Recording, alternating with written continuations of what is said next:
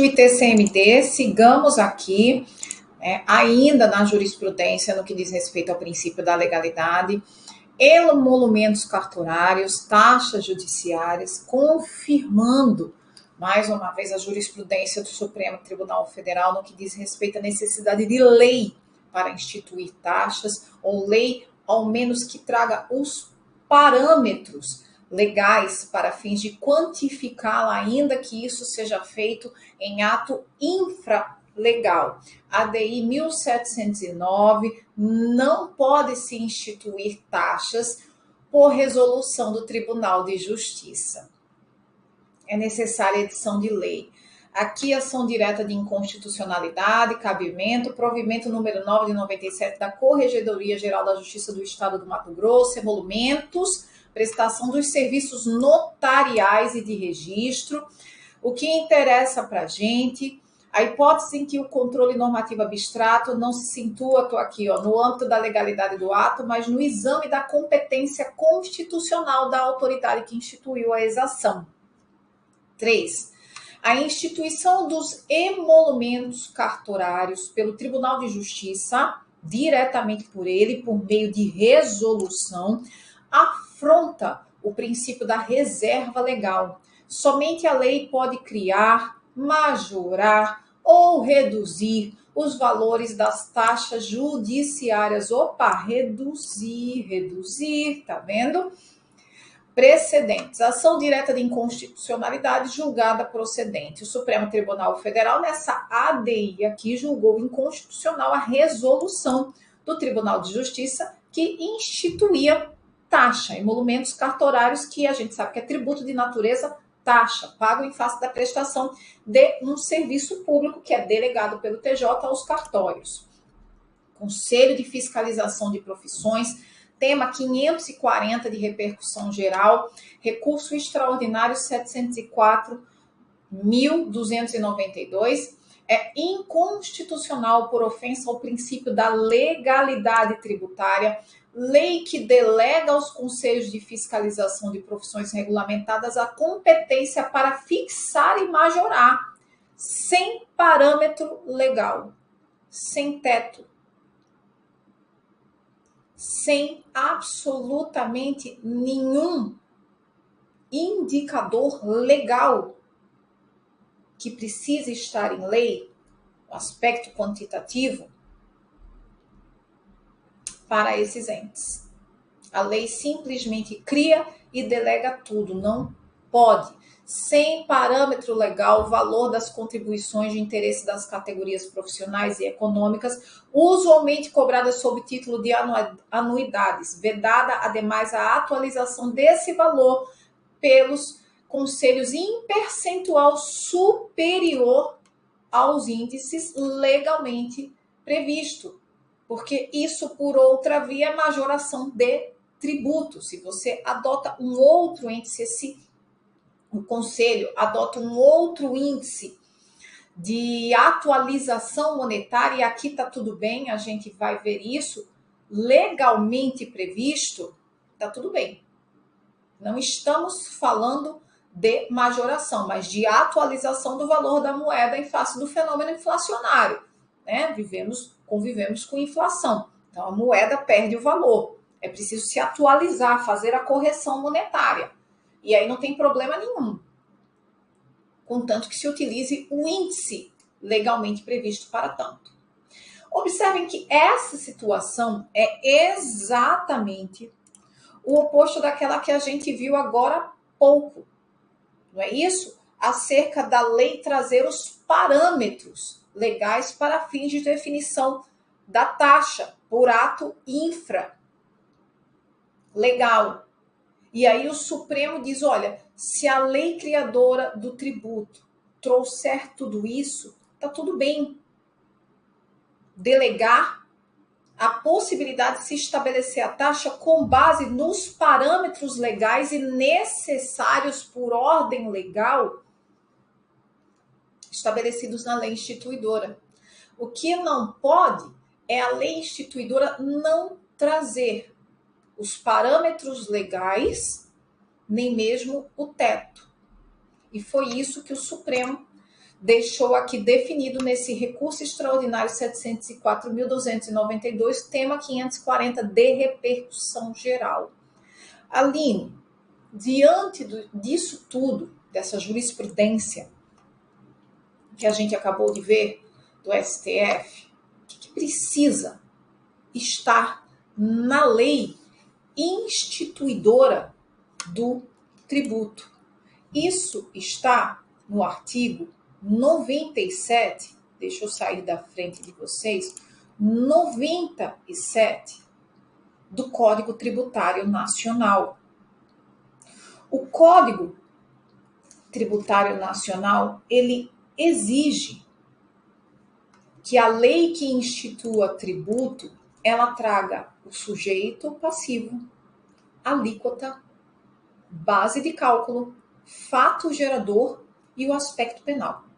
Eventual multa para descumprimento de obrigações acessórias. Obrigações acessórias, reserve essa informação. Para você não ficar assim meio que voando, basta eu lhe dizer que a obrigação principal tributária é a obrigação de pagar tributo.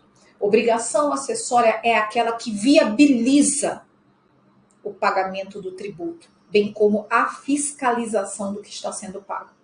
É por isso que existem as obrigações acessórias ou instrumentais, como dizem alguns autores, que são instrumentos para a arrecadação, viabilizar o pagamento ou arrecadação. Então, se você descumpre uma obrigação instrumental, acessória, você vai pagar multa, só que a multa ela precisa estar na lei. Artigo 97 do Código Tributário Nacional, dê uma olhada aí comigo. Somente a lei pode estabelecer a instituição de tributo ou a sua extinção, que nem na Constituição. 2. A majoração de tributo ou sua redução, ressalvada, a gente já viu, é o que vale o que está na Constituição. 3. Aqui começa a brincadeira. A definição do fato gerador, da obrigação tributária principal. 4. A fixação da alíquota, fato gerador, a fixação da alíquota do tributo e da sua base de cálculo, a combinação de penalidade e, obviamente, o sujeito passivo, aquele que incide na hipótese de incidência tributária. Então, são elementos da lei definidora do fato gerador nos termos do artigo 97 do Código Tributário Nacional. Sujeito passivo, que é o aspecto subjetivo, o fato gerador, fato, ato ou situação jurídica eleita como fato, como a hipótese de incidência a gerar a obrigação tributária. Esses são aspectos objetivos. Perdão. Alíquota e base de cálculo, que são meus aspectos quantitativos, e a gente viu que o Supremo Tribunal Federal exige que isso seja veiculado na lei instituidora do tributo, ainda que a fixação do valor em si definitivo seja feita em ato infralegal, mas os aspectos, a base de cálculo, bem como a alíquota, precisa estar prevista em lei, lei formal, reserva legal, e a multa, que é o aspecto penal.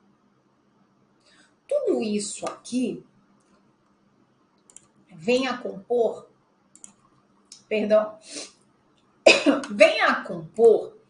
aquilo que o professor Paulo de Barros Carvalho denominou como regra matriz de incidência tributária. Uma vez tudo isso previsto em lei, né, os elementos da regra matriz, é uma construção lógica de hipótese e consequência.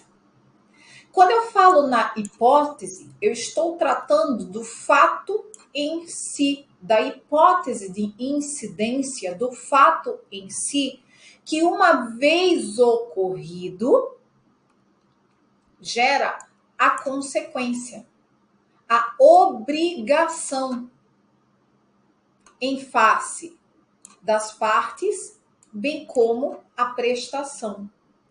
Quando eu falo na regra matriz, eu falo na hipótese, que nada mais é do que o fato, a hipótese de incidência, cujo aspecto material é o signo de riqueza, o fato, o ato ou a situação jurídica, estrito sensu, que dá origem à obrigação tributária. O lugar, o espacial, porque afinal de contas é preciso verificar se aquele fato é tributado no local em que ele aconteceu. Basta pensarmos em um estado que porventura não tenha instituído o ITCMD em face de uma doação, e o temporal, quando que ele aconteceu. Afinal de contas, pode ter se instituído, mas o fato pode ter acontecido lá atrás. E a gente sabe que a norma tributária ela não vai poder pegar o fato lá atrás. Então, é preciso se verificar se a hipótese está aperfeiçoada. Uma vez a hipótese aperfeiçoada, gera-se a consequência. Qual é a consequência? A obrigação. Aperfeiçoa-se a relação jurídica entre o sujeito ativo e o sujeito passivo, dando origem à obrigação tributária, na visão do professor Paulo de Barros Carvalho. E aqui a gente tem que trazer a regra matriz, bem como os seus elementos, porque vez ou outra isso está sendo cobrado em prova. Mas é complexo? Não, não é complexo. É nada mais do que uma visão consequencialista da norma tributária, de verificar se a hipótese, e a hipótese estando perfeita, dá-se origem à consequência. Ainda, taxa de Zona Franca de Manaus, ausência de tipicidade cerrada, uma última jurisprudência aqui, para nós avançarmos. A ausência de tipicidade cerrada no recurso extraordinário 957.650, tema 891. Inclusive, o Supremo Tribunal Federal, ele reconheceu a inconstitucionalidade do artigo 1º da Lei 9.960 de 2000, que instituiu a taxa de serviços administrativos, não temos tempo ainda, a TSA, por não definir de forma específica o fato gerador da exação. Mais uma vez, confirmando que o artigo 97 do Código Tributário Nacional deve ser totalmente atendido para fins de instituição da espécie tributária. Pois bem, uma vez que já vimos o que precisa de lei, o que é que não precisa da edição de lei? Nós já vimos que o Supremo Tribunal Federal deu como recepcionado o artigo 97 do Código Tributário Nacional. Lembra lá que ele é de 66, não é isso? Então, pela teoria da recepção, foi recepcionado pela Constituição Federal de 1988. E vamos dar uma olhadinha nos seus dois parágrafos. Parágrafo 1º diz o seguinte: equipara-se à majoração do tributo a modificação de sua base de cálculo que importe em torná-lo mais oneroso, joia, e aí sim precisa-se de edição de quê? De lei. Se eu vou modificar a base de cálculo e ele vai ficar mais oneroso, isso precisa estar em lei. E aí se equipara a majoração, salvo aqueles tributos que a gente já viu, que são exceções ao princípio da legalidade para fins de majoração. E parágrafo 2º, não constitui majoração de tributo para os fins do disposto no inciso 2 desse artigo. O que diz o inciso 2, Aline? Majoração. Então, parágrafo 1º diz que se eu modificar a base de cálculo e houver majoração, em suma, eu preciso de lei, porque eu estou aumentando a carga tributária. Porém, parágrafo 2º, não constitui majoração de tributo para os fins do disposto no inciso 2 deste artigo a atualização do valor monetário da respectiva base de cálculo, correção monetária, correção da moeda, correção do valor da moeda em face do fenômeno inflacionário. Segundo o Supremo Tribunal Federal, sim, é isso mesmo, está valendo. O artigo 97, parágrafo 2º do Código Tributário Nacional, ele foi, sim, recepcionado pela Constituição Federal de 1988. Não há a necessidade da edição de lei para fazer atualização monetária, correção do valor da moeda em face do fenômeno inflacionário, porque qual é a novidade? A inflação desse país. Desde que me entendo por gente, não sei vocês, mas ouço falar que vivemos em um país em que há inflação, um pouco mais controlada em alguns momentos, menos controlada em outros momentos, mas existe o fenômeno inflacionário. E a inflação, uma das consequências da inflação é o quê? A perda do valor da moeda, que você comprava com R$100 há 2 anos atrás, você não compra mais hoje de jeito nenhum, até porque tá tudo pela hora da morte, meu filho, né? Esses dias mesmo, fazer compra, fiquei chateada. Falei, gente, pelo amor de Deus, tô levando 4 coisinhas, tô deixando R$100. Antigamente eu pelo menos levava 6, 7 coisinhas. Não. E isso ocorre em face da perda do valor da nossa moeda, por conta do fenômeno inflacionário. O princípio da legalidade, uma das missões dele é dar segurança jurídica, confiança, atender legítimas expectativas, evitar situações de mudanças bruscas que peguem o contribuinte de calças curtas, o sujeito passivo, sem que ele... Nossa, mas não sabia. A gente vai entender isso perfeitamente, vai ficar muito claro quando a gente estudar o 153 da Constituição.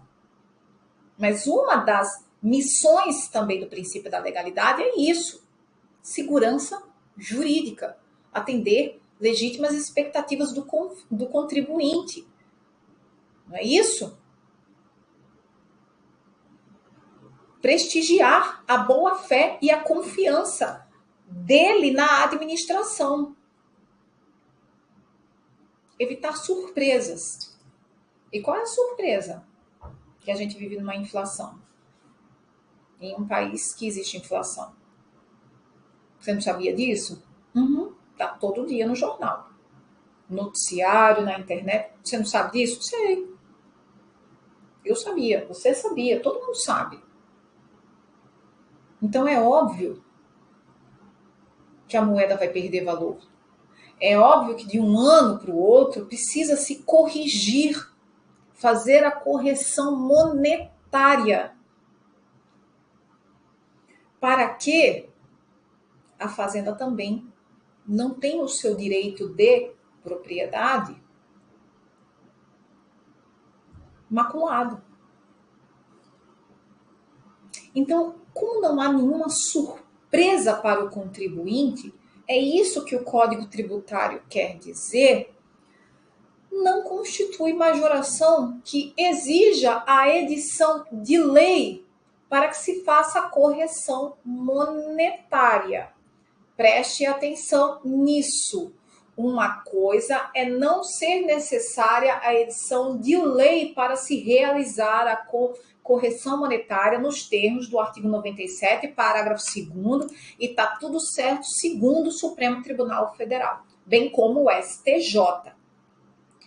mas nos termos do artigo 160, da súmula, 160 do STJ, é defeso ao município, e aqui leia-se todo e qualquer ente federativo detentor de competência tributária, atualizar, e aqui o município, porque estamos falando de IPTU, tratava-se da situação do caso específico do IPTU, mediante decreto, em percentual superior ao índice oficial de correção monetária. Então, vamos entender. Não entendi, Aline. O STJ aqui está desdizendo o que você disse. Não. O que o STJ, na súmula 160, está dizendo é que, olha, município, você até pode atualizar o seu IPTU, fazer a correção monetária do seu IPTU mediante decreto. Pode, deve, inclusive. Agora, atente-se aos percentuais de correção monetária definidos em índice oficial. Não inventa moda. Não inventa o seu. Não tira o seu de vozes da sua cabecinha. Porque aí não pode. Aí vai ser majoração de tributo.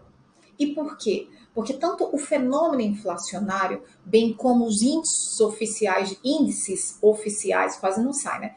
Índices oficiais de correção monetária, que são previstos em lei, são conhecidos. A ideia do princípio da legalidade é evitar surpresa, prestigiar a boa-fé e a confiança. Então, não inventa índice seu, não. O índice são os oficiais, publicados pela União por meio de lei, é isso que é essa competência da União, e conhecidos por todo, em face do princípio da publicidade da lei. Por isso que lei é publicada. Não é por isso, gente, que a lei é publicada para se gerar a presunção de que todos conhecemos a lei, de que sabemos que o ordenamento jurídico foi inovado e assim conhecemos.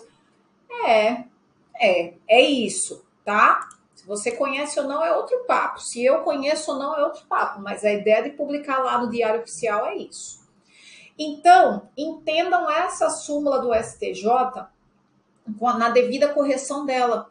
Porque eu já vi aluno dizendo que não, mas o STJ disse que não pode. O STJ disse que o município não pode atualizar o IPTU mediante decreto em percentual superior ao índice oficial de correção monetária. Contrário senso, se for em índice adequado àquele oficial da correção monetária, está valendo. Igual está valendo. Atento ao índice oficial de correção monetária, está valendo. Quase não sai, mas é isso. Eu estou preocupada com o tempo.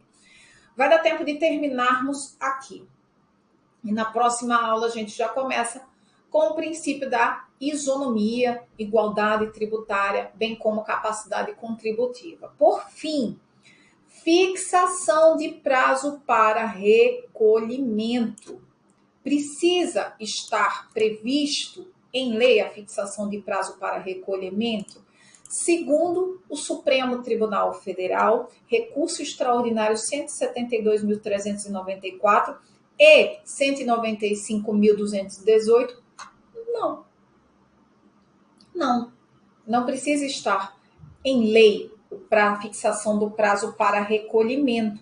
Pode estar em ato infralegal. Até porque se a lei instituidora do tributo não trouxer, nós temos uma norma geral contida no 160 do Código Tributário Nacional. Primeira justificativa. Segunda justificativa, o 97 do CTN não traz isso. O 97 do CTN não trouxe que a fixação do prazo para recolhimento tenha que estar na lei instituidora do tributo. Não. Então, assim sendo, segundo o Supremo Tribunal Federal, A fixação de prazo para recolhimento não precisa ser vinculada na lei instituidora do respectivo tributo. É por isso que muitas vezes, IPTU mesmo, alguns tributos podem ser parcelados, não é isso? Porque isso fica dentro do exercício da própria competência tributária plena que recebe o ente federativo quando vai instituir o tributo. Certo, turma? Pois bem, ficamos aqui. Próxima aula, começamos já por aqui, princípio da isonomia e capacidade contributiva. Já deixo aqui alguns dispositivos para os senhores lerem antes da aula, certo? Até a próxima aula, bons estudos, nos vemos em breve.